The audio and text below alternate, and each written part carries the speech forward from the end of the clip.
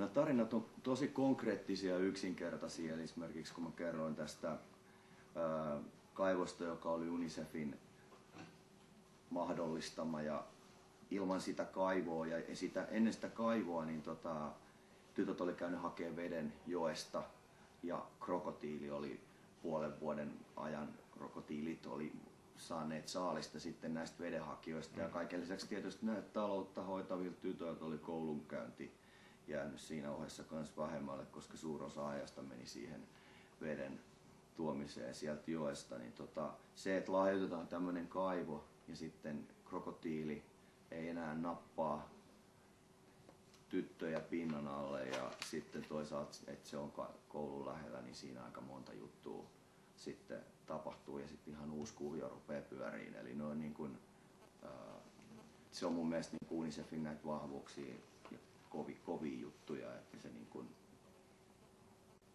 se tukee yhteisöjä ja sit niin kun sitä, että se toiminta on niin kun sit sen yhteisön itsensä pyörittämään. Sitten kun tämä hyvän tahdon lähettiläs mahdollisuus tarjottiin, niin, ja sitten varsinkin tämän ensimmäisen kenttämatkan jälkeen, niin kyllähän sitten niin oikeasti näki, mitä tehdään, niin on se ihan erilaista, että sä luet tilastoja tai saat muuten informaatiota, koska käyt itse paikan päällä ja katsot niin kuin sitä totuutta silmiin, niin sitten se on se niin kuin impulssi, ja sitten toisaalta se on se viesti, joka sitten multa välittyy näissä koulukäynneissä ja sitten haastatteluissa. Sitten taas toisaalta mä ajattelen silleen, että mä oon myös se viestinviejä sinne päin. Että mä oon niin tämmönen viestinviejä kahden maailman välillä.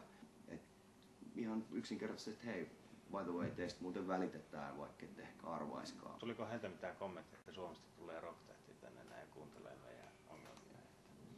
No siis se kulttuuri on ehkä siellä niin vieras, ettei tollei. Kyllä sehän on hauska juttu, että jos mä sinne pamahdan jonnekin autiomaan paimentolaiskylään ja tiedetään, että vieraita on tulossa, ja sitten kun siellä ne huomataan, että mikä vieras se oli, siinähän onkin hieman selittäistä, mistä on kysymys. Mutta sitten taas toisaalta niin sehän on selviö, että tavoittaa tietyn määrän niin semmoisia toisia ihmisiä, kun ehkä niin kuin, jotka on täysin tämmöisen UNICEF-kuvioihin mukaan tulemisen ulkopuolella, niin sitten tätä kautta. Itsellähän tuo oli niin kuin todella valaisevempia kokemuksia mitä ikinä, eli niin kuin nähdä nuo asiat, mutta sitten taas toisaalta se niin myös on niin kuin todella motivoiva ja semmoinen niin kuin, ihan mielettömän innostava asia myös. Ja sitten tuossa niin kuin omaan elämään niin kuin aivan uusi sisältö ja jotain muutakin. Kiitos teille kaikille Kaleva TV:n katsojat. Terveisiä sinne TV-maailmaan ja muistakaa ostaa UNICEF joulukortti.